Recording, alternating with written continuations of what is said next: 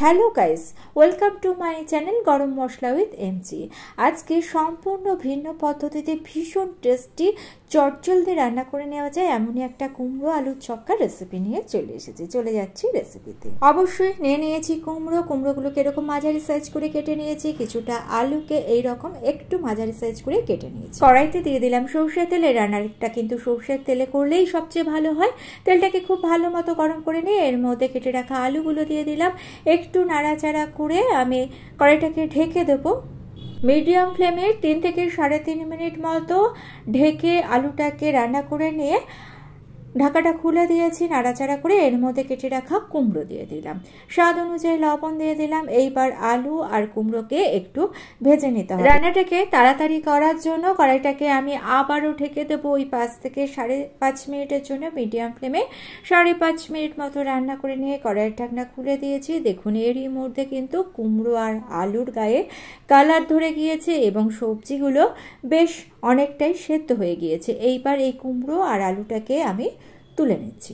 যেহেতু কড়াইতে আর তেল অবশিষ্ট নেই, তাই আরও 2 চামচ সরষের তেল অ্যাড করে দিয়ে তেলটাকে গরম করে নিয়ে 2টো শুকনো লঙ্কাকে মাঝখান থেকে ভাগ করে নিয়ে গরম তেলের মধ্যে দিয়ে 6-7 সেকেন্ড ভেজে নিয়ে এর মধ্যে দিয়ে দিলাম 4টে মিডিয়াম সাইজের কুচিয়ে নেওয়া পেঁয়াজ। আমি কিন্তু পেঁয়াজের পরিমাণ একটু বেশি দিয়েছি। মিডিয়াম ফ্লেমে মোটামুটি 3 মিনিট মতো পেঁয়াজটাকে ভেজে নেওয়ার পর এর মধ্যে দিয়ে দিয়েছি 1 চামচ গ্রেট করা আদা, দিয়ে দিলাম সামান্য একটু জল, একটু নাড়াচাড়া করে নিলাম। জলটা দিলাম কারণ কিছু গুঁড়ো মশলা এখানে অ্যাড করব। এরই মধ্যে দিয়ে দিচ্ছি বেশ 15 থেকে 20 কোয়া রসুনটাকে আমি গ্রেট করে দিয়েছি। আপনারা ইচ্ছে হলে রসুন বাটাও দিতে পারেন, আদা বাটাও দিতে পারেন। আমি সব কিছুকে গ্রেট করে দিয়েছি। রসুনটাকে একটু নাড়াচাড়া করে নিয়ে এর মধ্যে আরও একটু জল দিয়ে এর মধ্যে দিয়ে দিলাম হলুদ গুঁড়ো, ঝাল লঙ্কার গুঁড়ো, কাঁচা লঙ্কা দিয়ে দিলাম 1 চামচ জিরের গুঁড়ো এবং 1/2 চামচ গরম মশলার গুঁড়ো, দিয়ে দিলাম বেশ কিছুটা ভেজানো ছোলাটা অপশনাল, তবে দিলে কিন্তু টেস্টটা ভালো হয়। সমস্ত কিছুকে 2-2.5 মিনিট কষিয়ে নিয়ে এর মধ্যে ভেজে রাখা কুমড়ো আর আলু দিয়ে ভালো করে নাড়াচাড়া করে নিয়ে কড়াইটাকে আমি আবারও ঢেকে দিচ্ছি। রান্নাটা এখানে কিন্তু শেষ নয়, বিশেষ একটা উপকরণ এখানে অ্যাড করব, যার ফলে এই রান্নার টেস্ট কিন্তু দারুণ একটা মাত্রা পাবে। দেখুন 5-7 মিনিট আমি সমস্ত কিছুকে ঢেকে একটু রান্না করে নিয়েছি।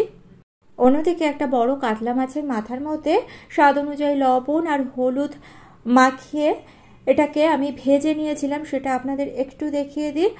দেখুন কড়াইয়ের মধ্যে তেল দিয়ে দিয়েছি আর লবণ আর হলুদ মাখানো মাছের মাথাটাকে দিয়ে আমি একটু কড়া করে ভেজে নিয়েছি, উল্টে পাল্টে ভেজে নিয়েছি। অবশ্যই কড়া করে ভেজে নেবেন, তা না হলে কিন্তু তরকারির মধ্যে একটা আঁশটানি গন্ধ তৈরি হবে। দেখুন বেশ কড়া করে আমি ভেজে নিয়েছি। এইবার এই কুমড়ো আর আলুর মধ্যে এই মাছের মাথাটা মানে ভাজা মাছের মাথাটাকে দিয়ে দিলাম। এইবার ভালো করে মিশিয়ে নিয়ে রান্নাটা আমাদের হাই ফ্লেমে করতে হবে। এই রকমভাবে একদিন রান্না করে দেখবেন, ভীষণ ভালো টেস্ট আসে। একটু ঢেকে দেবো, এর ফলে সমস্ত কিছু খুব তাড়াতাড়ি রান্না 3-4 মিনিট পর কড়াইয়ের ঢাকনা আমি খুলে দিয়ে আবারও একটু নেড়ে চেড়ে দেবো। এই রকমভাবে ঢাকা খুলে আর বন্ধ করে মোটামুটি 10 থেকে 12 মিনিট মতো রান্না করতে হবে। তবে খেয়াল রাখবেন এই রান্নায় কিন্তু জল দেবেন না, যদি জল দেন তাহলে কিন্তু এই রান্নার টেস্ট একেবারে নষ্ট হয়ে যাবে। দেখুন মোটামুটি 10 মিনিট মতো এরকম ঢেকে আর না ঢেকে আমি রান্না করে নিয়েছি। শেষের পর্যায়ে কিন্তু হাই ফ্লেমে রান্নাটা করতে হবে। হাই ফ্লেমে রান্না করলে দারুণ সুন্দর একটা টেস্ট আসবে। রেসিপিটা ভালো লেগে থাকলে চ্যানেলটা সাবস্ক্রাইব করে নিয়ে পাশে থাকা বেল আইকনটা প্রেস করে দিয়ে অল অপশনটা ক্লিক করে দেবেন, তাহলে যখনই নতুন কোনো ভিডিও আপলোড করব তার নোটিফিকেশন আপনাদের কাছে পৌঁছে যাবে। দেখুন ঢেকে রান্না করে নিয়ে লাস্টের দিকটা আমি কিন্তু হাই ফ্লেমে আরও 5 মিনিট রান্না করে নিয়েছি। তরকারিটা কিন্তু এইরকমই একটু ঘাটা তৈরি করতে হবে, তাহলে এই রান্নার টেস্ট আসবে। স্বাদ অনুযায়ী একটু মিষ্টি দিয়ে দিলাম, মিষ্টিটা অপছন্দ হলে দেবেন না, তবে মিষ্টি দিলে টেস্টটা কিন্তু ব্যালেন্স হবে। যাই হোক মিষ্টিটা দিয়ে আরও ওই 1 মিনিট মতো রান্না করে নিয়ে গ্যাসের ফ্লেম আমি অফ করে দিচ্ছি। এইরকমভাবে অবশ্যই আলু কুমড়ো ছক্কা বানিয়ে খাবেন, আশা করছি ভালো লাগবে। ভালো লেগে থাকলে ছোট্ট করে লাইক করে দিয়ে চ্যানেলটা সাবস্ক্রাইব করে নিয়ে আমার পাশে থাকার অনুরোধ রইল। 5 মিনিট হাই ফ্লেমে রান্না করে নিয়ে গ্যাসের ফ্লেম অফ করে দিচ্ছি আর কড়াইটাকে ঢেকে 5 মিনিট রেখে দিচ্ছি। অবশ্যই 5 মিনিট রেখে দেবেন, তাহলে কিন্তু রান্নার টেস্ট ভালো আসে। 5 মিনিট পর কড়াইয়ের ঢাকনা খুলে দিলাম। আমাদের আলু কুমড়োর ছক্কা পরিবেশনের জন্য একেবারে রেডি। আজকে তাহলে এই পর্যন্ত। Thanks for watching.